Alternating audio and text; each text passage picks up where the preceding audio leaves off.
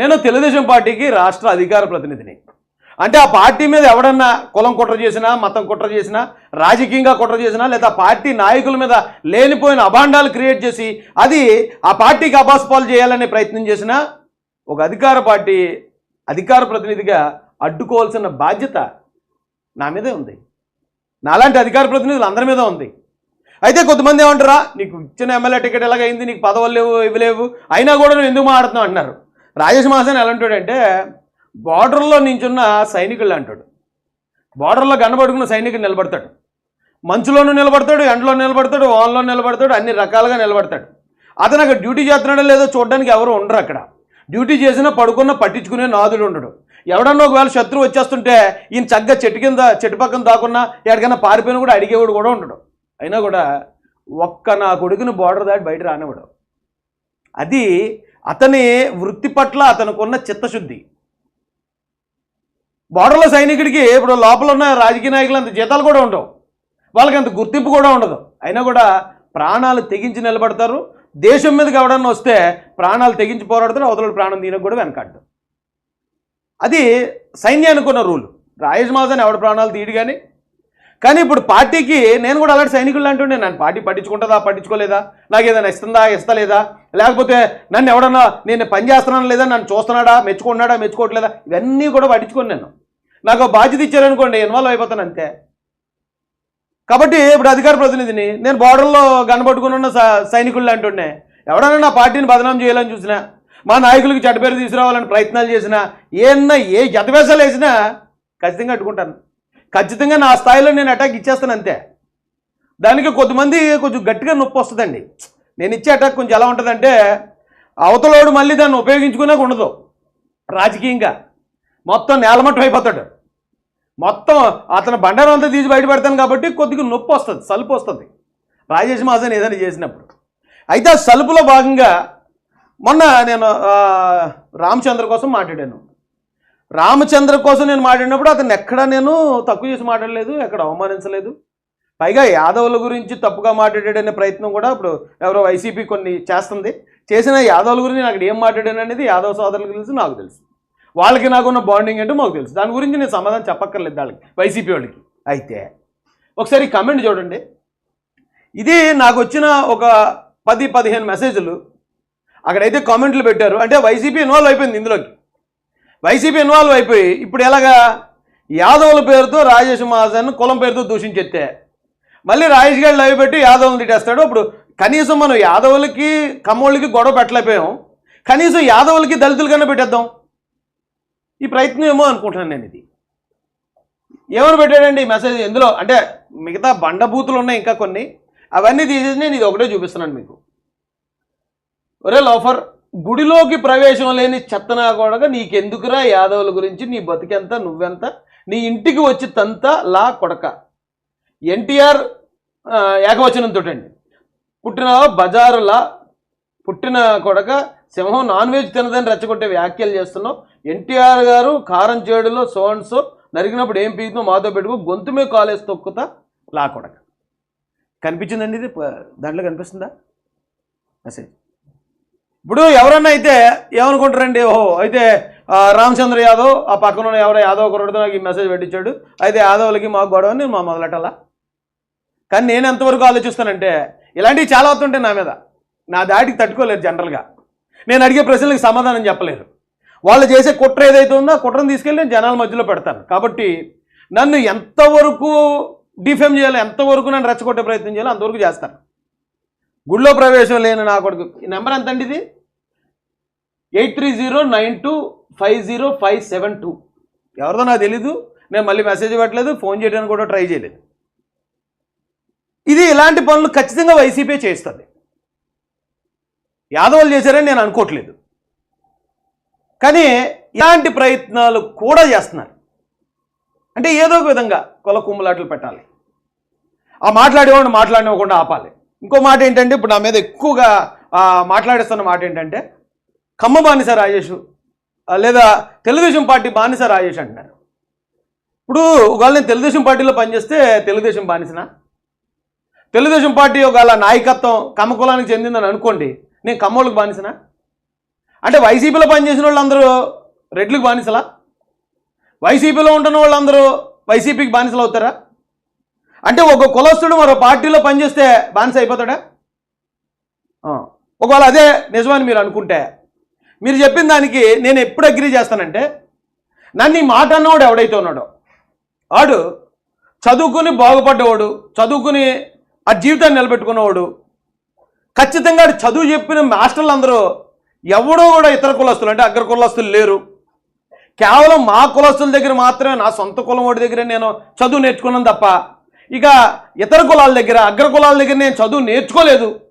ఆ కులం అగ్ర కులం కాబట్టి నేను నువ్వు చెప్పిన చదువు నేను విన్నని నేను బయటకు పోయి చదువుకున్నానని వాడు ఎవడని ఉంటే నన్ను మాట అంటే నేను ఖచ్చితంగా ఒప్పుకుంటాను రా.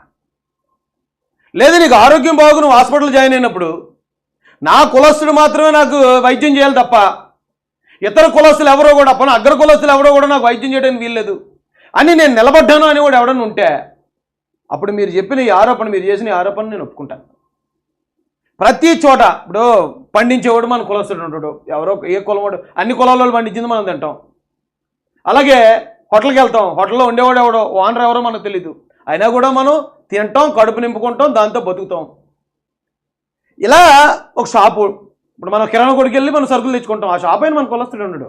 ఓ బట్టల షాప్కి వెళ్ళి బట్టలు కొనుక్కుంటాం, ఆయన మన కులస్తుడు ఉండడు.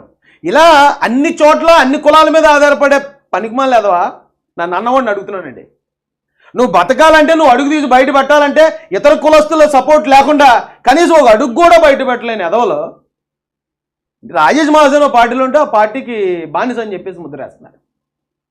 అయితే కమ్మ బానిస కమ్మ బానిస కమ్మ బానిస అంటారు. సరిపోలేదు, దానికి కూడా మీరు అన్నదానికి నేను ఒప్పుకోవాలంటే కమ్మోళ్ళు ఎక్కడ ఎవరెవరిని బానిసలుగా చూసారనేది మీరు ఎక్కడైనా ఒక ఆధారం చూపించండి నాకు. ఎందుకంటే నాకు తెలిసిన కమ్మోళ్ళు, నేను మొన్న తానా సభలకు వెళ్ళాను అమెరికాకి, చాలా పెద్ద పెద్ద తోపు తురుంకాన్లు, 5,000 కోట్లు 10,000 కోట్లు ఆస్తిపరులు, వాళ్ళందరూ వచ్చి రాయిష్ వచ్చావా ఏంటి ఎలా పనిచేస్తున్నావు మా పార్టీ కోసం అని అనలేదు. వాళ్ళు వచ్చాడు, రాయిష్ బాగున్నావమ్మా, బాగున్నావు బాబు అని ఇది ప్లెయిన్గా నవ్వుతూ, బాబు నీతో ఫోటో తీసుకుంటావమ్మా అని ఫోటో తీసుకోవటం. ఓ సెల్ఫీ ఎవరితో దిగుతారో తెలుసా? నా కులం ఏంటో వాళ్ళకి తెలుసు, నా ఆర్థిక పరిస్థితులు ఏంటో వాళ్ళకి తెలుసు. నన్ను అలా చూడాలంటే చూడొచ్చాడు, అసలు నన్ను అక్కడికి తీసుకెళ్లాల్సిన పనే లేదు. అవునా కదా? ఆ కులం మన కులం ఫీలింగ్ ఉంది, అతను మన కులస్తుడు కాదు, తక్కువ కులస్తుడు అయితే మనం ఎందుకు ఎక్కడి దాకా తీసుకొచ్చి అతనికి ఆ గౌరవం ఇవ్వాలని అనుకోవచ్చు. నాకు ఎదురైన కమ్మోళ్ళు ఎక్కడ కూడా ఆ కులం ఫీలింగ్ కానీ ఆ జాడ్యం కానీ నాకు కనపడలేదండి. ఒకవేళ మీకు ఎక్కడైనా కనపడితే ఆధారాలు ఏమన్నా నాకు ఇవ్వండి, ఇస్తే అప్పుడు ఓకే మీ మాట నేను నమ్మాలా లేదా అనేది నేను అప్పుడు ఆలోచిస్తాను. ఈరోజు కాదు నేను అనుకోవటం 14వ శతాబ్దం అనుకుంటా, 14వ శతాబ్దం 11వ శతాబ్దం, నాకు హిస్టరీలో కొంచెం పూర్. నేను కాకతీయ సామ్రాజ్యం ఉండేదండి ఓరుగల్లో. కాకతీయ సామ్రాజ్యం, ఆ కాకతీయులందరూ కమ్మవాళ్ళు అనేది ఒక నానుడు ఉంది, చాలా వరకు దానికి సంబంధించిన చారిత్రక ఆధారాలు కూడా ఉన్నాయి. అయితే అప్పుడున్న కమ్మోళ్ళు రేచర్ల రుద్రుడు అనే ఒక మాల కులస్తుడిని వాళ్ళు సైన్యాధ్యక్షుడిగా పెట్టారు. అప్పుడే 11వ శతాబ్దం నుంచి 16వ శతాబ్దం మధ్యలోనే ఒక మాల కులస్తుడిని సైన్యాధ్యక్షుడిగా నియమించేంత గొప్ప వ్యక్తిత్వం ఉన్నవాళ్ళు కమ్మోళ్ళు అన్నది నాకు తెలుసు. అలాగే 16వ శతాబ్దంలో అనుకుంటా బ్రహ్మనాయుడు గారు పల్నాడులో, ఆయన అప్పుడే సహపంక్తి భోజనాలు పెట్టాడు. అప్పుడే కులాలకు అతీతంగా ఆయన ప్రవర్తన ఉండాలి ప్రజలకి అని చెప్పి ప్రజలకు నచ్చజెప్పే ప్రయత్నం చేశాడు. దాంతోపాటు కన్నమదాసు, మాల కన్నమనీయుడు అంటారు ఆయన్ని, ఆ మాల కన్నమనీయుడు అనే ఒక మాల కులస్తుడిని బ్రహ్మనాయుడు గారు కూడా సైన్యాధ్యక్షుని చేశారు. బానిసలుగా వాడుకోలేదండి, వాళ్ళు సైన్యాధ్యక్షులుగా గుర్తించారు. అప్పటికే కుల వ్యవస్థ ఉండి అంటరాని వాళ్ళు మీరు ఊరు చివరు ఉండాలి అది ఇది అని ఎన్నో కథలు వస్తున్న ఆ కాలంలోనే అంత గొప్పగా ఉన్నతంగా ప్రవర్తించిన కమ్మోళ్ళు తెలుసు నాకు. లేదు మనుషులను బానిసలుగా చూసే కమ్మోళ్ళు మీకు ఎవరికైనా తెలిస్తే నాకు ఆధారాలు పెట్టండి. ఇంకోటి, తెలుగుదేశం పార్టీ వచ్చిన తర్వాత కూడా ఎన్టీఆర్ గారు వచ్చిన తర్వాత గురుకులాలు స్థాపించారు ఎస్సీ ఎస్టీ బీసీలకి. గురుకులం అనే కాన్సెప్ట్ ఎవరికి ఉండేది తెలుసా? మీరు గతంలో చరిత్ర చదవండి. రాజుగారు అబ్బాయి లేదా పంతులు గారు అబ్బాయి అలాంటి పెద్ద వర్గాలకు చెందిన వాళ్ళకు మాత్రమే గురుకులాలు ఉండేవి. వీళ్ళని ఆ అడవిలోకి పంపిస్తే అక్కడ ఒక గురువుగారు ఉంటారు, ఆయన ఎదురు కూర్చోబెట్టుకుని పాఠాలు చెప్తారు. కేవలం అగ్ర కులస్తులకు మాత్రమే గతంలో, పూర్వంలో. కానీ ఎన్టీఆర్ గారు వచ్చిన తర్వాత నిమ్న కులాలు అంటే ఎస్సీ ఎస్టీ బీసీలకు కూడా గురుకులాలు స్థాపించారు. గురుకులాలు స్థాపించి దాని ద్వారా కొన్ని వేల మందికి చదువు చెప్పి వేల మందిని ఈ రోజున ఉద్యోగస్తులుగా, జ్ఞానవంతులుగా తీర్చిదిద్దారు. అది తెలుగుదేశం పార్టీ. ఒకవేళ తెలుగుదేశం పార్టీ నువ్వు కమ్మోళ్ళకి అంటకట్టాలనుకుంటే మరి కమ్మోళ్ళు చేసినట్టే వస్తుంది అది కూడా. చంద్రబాబు నాయుడు గారు వచ్చిన తర్వాత భారతదేశానికి సుప్రీం ప్రధానమంత్రి కూడా నిలబడి అధ్యక్ష అని పిలిచే స్థానంలో దళితుని కూర్చోబెట్టాడు ఈయన వచ్చి. చాలా జాగ్రత్తగా గమనించాలి. అదేమీ రిజర్వ్డ్ పోస్ట్ కాదు. స్పీకర్, లోక్సభ స్పీకర్ పోస్టు ఇప్పుడు ఓసీలు చేశారు, తర్వాత బీసీలకు ఇవ్వండి, ఎస్సీలకు ఇవ్వండి అని రిజర్వేషన్ లేదు దానికి. అలాంటి ఒక అవకాశం వచ్చి ప్రధానమంత్రి ముందు కూర్చునే అవకాశం వస్తే మరి నిజంగా వాళ్ళకి అంత కమ్మ ఫీలింగు అంత ఇదే ఉంటే మరి ఎవరో ఒక కమ్మ నాయకుడిని పెట్టుకుంటాడు కదా ఆయన. ఎందుకు బాలయోగ్ గారిని పెట్టాడు? ఎందుకు ఇన్ని ఎస్సీ కార్పొరేషన్ ద్వారా ఇన్ని వేల మందికి ఎందుకు ఉద్యోగాలు ఇవ్వాలి? ఎస్సీలు ఓన్లీ భారతదేశంలో ఇక్కడే చదువుకుంటున్నారు, విదేశాలు వెళ్ళే శక్తి లేదు వీళ్ళకి అని విదేశాలకు వెళ్ళే విధంగా విదేశీ విద్యని ఆ కోర్సు ఎందుకు పడతారు వాళ్ళు? అంత ఇది ఎస్సీలనో లేకపోతే బీసీలనో బానిసలుగా చూసే మనస్తత్వం ఉంటే. ఈ వర్గాల నుంచి ముఖ్యంగా కమ్మ వర్గం నుంచి ఇప్పుడు వచ్చింది టాపిక్ వచ్చింది కాబట్టి చెప్తున్నాను. కమ్యూనిస్టులుగా వచ్చి కుల వ్యవస్థను వ్యతిరేకించిన వాళ్ళు అందరూ కమ్మోళ్ళే. కుల వ్యవస్థని, కుల అంతరాలని వ్యతిరేకించి ఎంతో గొప్ప పోరాటం చేశారు వాళ్ళు. ఇవన్నీ కాదంటారు కదా. వెట్టి చాకరీ చేయించారు, పలానా వాళ్ళతో పలానా బానిసత్వం చేయించారంటే అలాంటి వాళ్ళు ఎవరైనా ఉంటే ఇవ్వండి, ఆధారాలు కూడా బయటపెట్టండి. నేను ఇప్పుడు చెప్పినవన్నీ చారిత్రక ఆధారాలు బయటపెట్టాను. అలాంటి ఆధారాలు ఏమైనా మీ దగ్గర నాకు ఇవ్వండి. అంతెందుకండి, ఇప్పుడు నేను పార్టీలో జాయిన్ అయ్యాను, నేను వైసీపీలో జాయిన్ అయ్యాను. అంతకుముందు వైసీపీలో కనీసం నాకు ఏ పొజిషన్లో లేదు, కానీ స్టేట్ అంతా తిప్పించి పని చేయించుకున్నారు నాతో. నేను అదే తెలుగుదేశం పార్టీలో జాయిన్ అయ్యాను అంటే రాష్ట్ర అధికార ప్రతినిధి ఒకటే కాదండి, ఎస్సీ స్టీరింగ్ కమిటీ మెంబరు, ముగ్గురు మంత్రులు, అందులో నేను.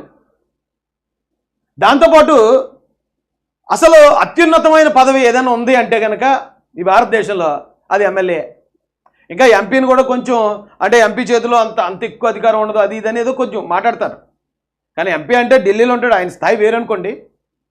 ఎంపీ గారి స్థాయి ఎంపీ గారికి ఉంటుంది, కానీ ఎక్కువ మంది ఎమ్మెల్యే అవ్వాలని అనుకుంటారు. కోటీశ్వర్లు, అప్పర్ కుబేర్లు కూడా నాకు ఎమ్మెల్యే టికెట్ కావాలని కోరుకుంటారు. నన్ను నిజంగా బానిసగానే చూడాలనుకుంటే నాకెందుకండి ఫస్ట్ లిస్టులో ఎమ్మెల్యే టికెట్ ఇస్తారు? రాయేష్ మనం ఆ కులస్తుల్ని మనం బానిసలుగానే చూడాలి, మన కాళ్ళ కింద తొక్కుపట్టు ఉంచాలి తప్ప వాళ్ళు పైకి రానివ్వకూడదని అనుకోవాలి. కానీ ఫస్ట్ లిస్టులో అత్యధిక మహారథులతో సమానంగా నాకు కూడా ఆయన సీట్ అనౌన్స్ చేశారు. మరి అంత గుర్తింపు ఎందుకు ఇవ్వాలి? అంటే ఇప్పుడు నేను నాలాంటి వాడు ఆ పార్టీ కోసం పనిచేస్తే బానిసని ముద్ర వేస్తారా? అంటే ఏ కులం వాడు ఆ కులంలోనే పనిచేయలే, మళ్ళీ వేరే కులం వాళ్ళతో పనిచేస్తాడు, బానిస అయిపోతాడా? ఎంతకాలం బతుకుతారా ఇలా కులాన్ని అడ్డు పెట్టుకుని? నాకు ఒకసారి అసహ్యం వచ్చేస్తుందండి. ఇప్పుడు చాలామంది రాయేష్ కులాన్ని అడ్డు పెట్టుకుని ఎదిగాడు అన్నప్పుడు నేను చూడట్టు వదిలేస్తాను. కానీ నేను ఎక్కడ కూడా నేను పలానా కులస్తుని కాబట్టి మన కులస్తులందరూ వచ్చేసి నాకు సపోర్ట్ చేయండి, నా వెనకాల నిలబడండి నేను ఎప్పుడూ ఎవరిని అడగలేదు. నేను ఏం చేశాను నేనంటే, పలానా చోట మాలా వ్యక్తి మీద దాడి జరిగింది, ఫైట్ చేశాను. ఎవరితో? జగన్తో, సీఎంతో. పలానా చోట మాది కులస్తుడికి అన్యాయం జరిగింది, సీఎంతో ఫైట్ చేశాను. పలానా చోట క్రైస్తవుడికి అన్యాయం జరిగింది, సీఎంతో ఫైట్ చేశాను. పలానా చోట ముస్లింకి అన్యాయం జరిగింది, సీఎంతో చేశాను ఫైట్. నేను ఆ క్రమంలో 30 కేసులకు ఏదో మొత్తం అయినా తెలుసు మీకు. జైలుకి పోయాను నేను, హత్యా ప్రయత్నాలు జరిగాయి. ఎక్కడ కూడా నేను దళితుడిని కాబట్టి నా మీద జరిగాను ఎప్పుడన్నా అన్నాను? ఎవడన్నా ఒక్కరు చెప్పండి. కానీ ఏంటి, ఎవడో కూడా వస్తాడు మా పార్టీ గురించి ఏదో మాట్లాడతాడు నోటుకు వచ్చినట్టు, నాలంటి వాడు ఎవడో వస్తాడు గట్టిగా ఎత్తాడు ఒకటి ఇచ్చిన వెంటనే మా కులాన్ని అన్ని మాట్లాడుతున్నాడండి, మా కులాన్ని అవమానించాడండి రాజేష్, మా కులాన్ని కులం చాటులో దూరుతున్నారేట్రా, కులం చాటుకు దూరుతున్నారేంటి? నీ కులం కష్టంలో ఉంటే నీ కులం వైపు నిలబడు, కానీ నువ్వు కష్టంలో ఉంటే నీ కులాన్ని అడ్డు పెట్టుకోకరా, చేత కానీ చవట దద్దమ్మ అని అనాలి ఉంటుంది నాకు. కానీ ఒకసారి అన్నం ఎందుకురా కులాన్ని అడ్డు పెట్టుకుని? దీనికి ఎవరో అతిథులు కాదండి, పెద్ద పెద్దోళ్ళు కూడా ఏదైనా ఒక మాట అన్నా అంటే ఆ కులాన్ని అవమానించాడు రాయేష్. నేను అవమానించిన కులం ఇంతకుముందు గతంలో నాకు తెలిసి తెలియని టైంలో నేను అవమానించిన ఎవరన్నా ఒక బ్రాహ్మణులు మాత్రమే. వాళ్ళకి మనం క్షమాపణ చెప్పాను, తెలుసుకున్నాను. కులం పేరుతో నేను గట్టిగా మాట్లాడింది, గట్టిగా విమర్శించింది ఎవరన్నా ఉన్నానంటే ఒక్క బ్రాహ్మణులు తప్ప ఇతర ఏ కులాన్ని కూడా నేను ఎప్పుడు ఏమనలే. కానీ ఫైట్ చేశాను. జగన్మోహన్ రెడ్డి అనే ఆ రెడ్డి ముఖ్యమంత్రితో, అతను చుట్టుపక్కల ఉన్న రెడ్లతో ఫైట్ చేశాను. ఇంకా ఇతర కులాల్లో ఉన్న పెద్ద పెద్దలతో కూడా మాట జరిగింది. అడిషనల్ డీజీపీలు గీజీపీలతో తలపడ్డాను, నిలబడ్డాను. కానీ దళితుణ్ణి నా మీద అందుకే దాడి జరుగుతుంది, మా దళితులందరూ వచ్చేయండి, మా మాలలందరూ నాకు సపోర్ట్ నిలబడి నేను ఎప్పుడు అనలేదు. అలాగని కులంలో నాకు సపోర్ట్ లేదనుకోకండి. హైదరాబాద్లో 2 మీటింగ్లకు వెళ్ళాను, మాల మీటింగ్లు. ఒకసారి చూడండి, మీకు బాహుబలి సినిమా గుర్తొచ్చేద్ది. రాయేష్ మాసాన్ని నిలబడి మా వాళ్ళు ఎలా ఉంటారంటే, రాయేష్ వచ్చాడంటే చాలు, ఇంకా వాళ్ళకి నేను ఒక ఏదో ఆ ఇంట్లో అన్ననో తమ్ముడినో సినిమా యాక్టర్ని ఎలా చూస్తారో అంత ప్రేమించి మీద పడిపోతారు నాకు. మంగళగిరి పార్టీ ఆఫీసులో మీటింగ్ పెట్టాను, చూడండి ఆ వీడియోలు. కులంలో ఉండే బలం, కులంలో నా మీద ఉండాల్సిన అభిమానం ఇప్పుడు మాట్లాడుతున్న వాళ్ళు కానీ చాలా ఎక్కువే ఉంటుంది నాకు. కానీ ఏ రోజు నేను నా కష్టానికి కులాన్ని అడ్డుపెట్టుకుని మీరందరూ నేను ఎలా బాధపడుతున్నాను, మా కులం అందరూ వచ్చేయండి, లేదా రాజేష్ మహాశాన్ని తిడితే మాలలందరినీ తిట్టినట్టు, మాలలను అవమానించినట్టు అని ఎప్పుడన్నా అన్నానా? నా మీద దాడులు జరిగినప్పుడు నా మీద అటాక్ చేసిన వాళ్ళు అందరూ రెడ్లు ఉన్నారు, కాపులు ఉన్నారు, వైసీపీలో ఉన్నవాళ్ళు వాళ్ళు ఉన్నారు తప్ప, మరి వాళ్ళు ఉన్నప్పుడు అయ్యి బాబు నేను దళితులు కాబట్టి నేను ఎస్ఎస్టీ కేసు ఎడుతాను మీ మీద ఎప్పుడన్నా అన్నానా? అరే మనం ఫైట్కి వచ్చాం, ఫైట్ జరుగుతుంది, నిలబడాలంతే. మనం మాట్లాడినప్పుడు ఏమో ఇదని మళ్ళీ అవతలడు మాట్లాడితే మనం కులం చాటు దాకుంటే అలాగా చేతకంతానం అంటారు దాన్ని. ప్రతిదానికి కులాన్ని అడ్డు పెట్టుకుంటేనే.